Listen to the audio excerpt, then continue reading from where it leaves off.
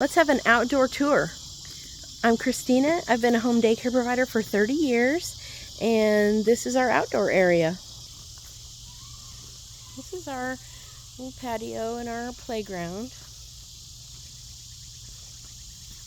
The kids like to use this edging as a balance beam. I got this with a grant for getting accredited, 25 years ago, and it's still holding up. At least 20 years ago.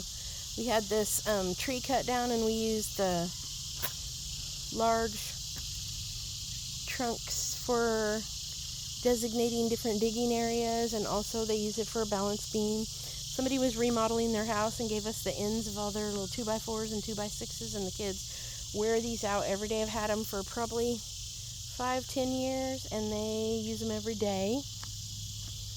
This is my little 1,100 square foot home that we live in. This is our patio we made to go with the garden, and little picnic tables that we have, places to sit and enjoy.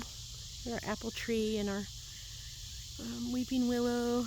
We love to pretend like that's a rainforest. This new shed we got from the Muskogee Nation. They gave us a grant last year, and we were very appreciative of that.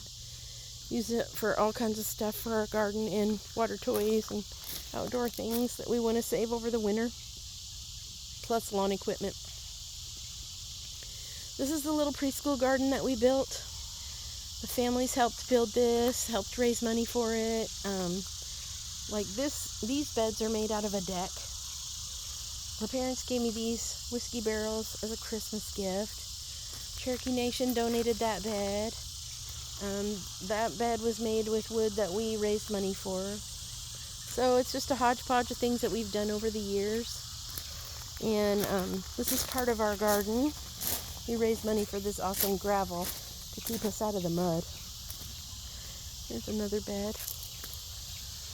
And then our neighbor owns this pasture that nobody uses, and we asked if we could use it, and he said, with anything you want. So we built a 20 by 80 garden in here, and it's full of beds. We've raised money different ways with different fundraisers, had donations. Some of our beds were made out of privacy fence. We had those for about 12 years, and most of those have fallen apart.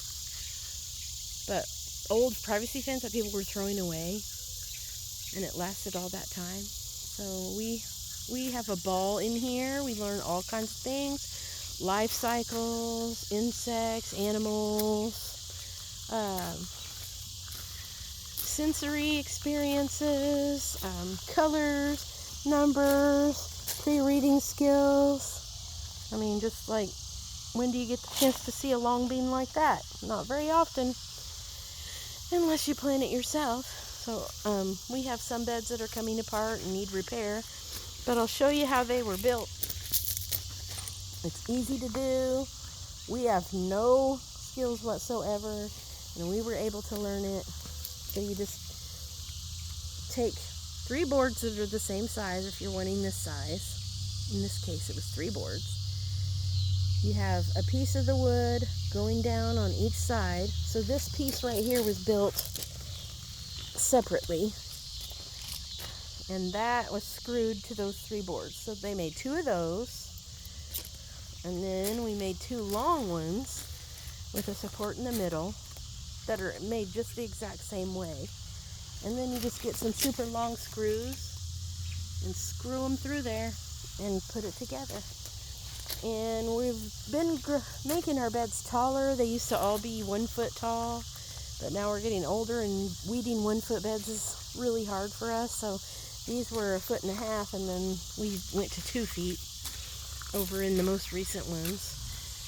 And the taller you make them, the more you'll have problems like this where they'll come apart on the side. And so our solution to that is going to be to dig out this dirt on the corner, put the bed back together, and put a 4x4 in the corner so it has more substantial wood to screw to. Because we did have this problem with these ones that are made out of an old deck that someone took apart for us, but we also have had it on the brand new wood. in a couple of places, so it's just that they're taller and there's a lot more pressure on the wood. Anyway, it's not difficult. It does take a lot of tenacity to keep at it, but I mean, you don't have to have anything like this. You could just make one, and all the experiences kids could have with just one raised bed. Or you don't want to build, you don't know how to build, it's too overwhelming, the whiskey barrels. Look at all the stuff growing in those. And we have, over there, they're full of sunflowers. Like, you could grow a tomato and cucumbers in this, or a couple of pepper plants. You could make them this size. Like, it doesn't have to be any great ordeal. You could get, we have water trough over there.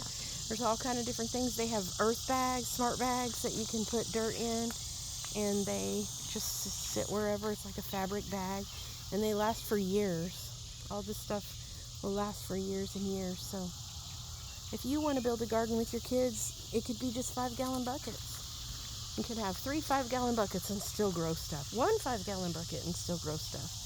Just because we have all this, don't let that intimidate you, because we built this over years and years with lots of people, and this was our dream.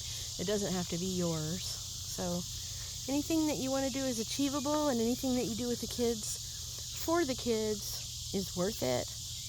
The job that you do is so important and so valuable, and I'm so proud of you for taking it on.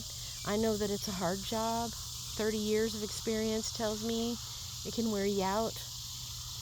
But do things that make you happy. Make it fun for yourself. I have been blogging on littlesproutslearning.co for 10 years with tons of ideas to help you with gardening.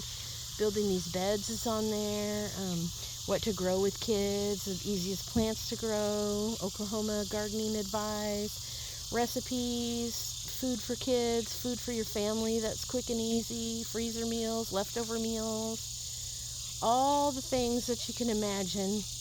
Any tip or trick that I thought could help people, all the things that people ask me all the time when they're needing advice, inspiration, encouragement, lesson plan ideas, things that we've done that people are like, how'd you do that? It's all there to help you and anybody else who wants to be inspired. So I'm rooting for you. Get out there and have a fun day.